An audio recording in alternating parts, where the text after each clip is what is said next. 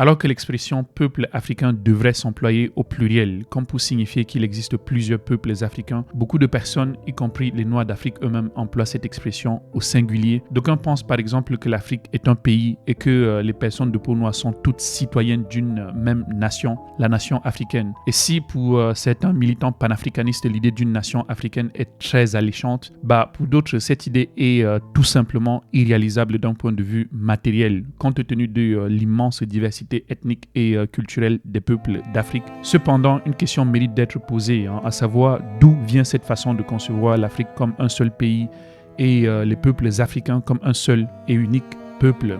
Le but de toutes ces explications était de faire comprendre à la personne que l'Afrique est une réalité immatérielle, inexistante d'un point de vue linguistique et ethno-culturel, et qu'il était tout à fait possible que deux individus originaires d'Afrique subsaharienne n'aient absolument rien en commun à part leur couleur de peau.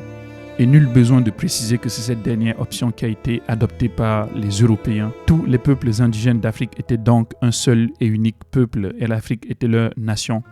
Et voilà que pour la première fois dans l'histoire humaine, un continent venait d'être transformé en pays et des peuples inconnus en citoyens d'une nation fictive. Je suis bien conscient qu'en faisant des déclarations comme celle que je viens de faire, je pourrais donner l'impression de vouloir me poser en juge de l'histoire. Je sais qu'il est très commode de se laisser aller dans la facilité moderne de porter des jugements rétrospectifs sur les événements du passé, mais ce n'est pas là le but de cette réflexion. Ce que j'essaie de faire et que je vous invite d'ailleurs à faire, c'est d'essayer de porter un regard neutre sur l'histoire et d'observer de façon plus ou moins objective les causes et les effets des actions humaines qui au final sont aussi nos actions. Et là pour le coup, l'on pourrait se poser la question de savoir pourquoi les explorateurs européens ont décidé de jeter toutes les tribus indigènes africaines dans le même sac. Pourquoi ont-ils employé le même signifiant pour faire référence à des histoires, des coutumes, des pratiques et des croyances qui étaient radicalement différentes les unes des autres. Il était assez convenable et commode pour les explorateurs européens de considérer l'Afrique subsaharienne dans son ensemble comme un seul et unique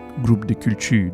Si d'une part on avait l'Europe, ce continent où les nations et les individus pouvaient être distingués les uns des autres, où chacun avait sa propre identité subjective, on ne pouvait avoir d'autre part qu'une extension et en même temps une négation de l'Europe, c'est-à-dire l'Afrique, cette terre étrangère et inconnue où chaque individu était le miroir de la collectivité et vice-versa. En jetant toutes les tribus indigènes africaines dans le même sac et en leur donnant la même étiquette, les explorateurs européens ont pu justifier la traite des esclaves dans un premier temps et le colonialisme successivement.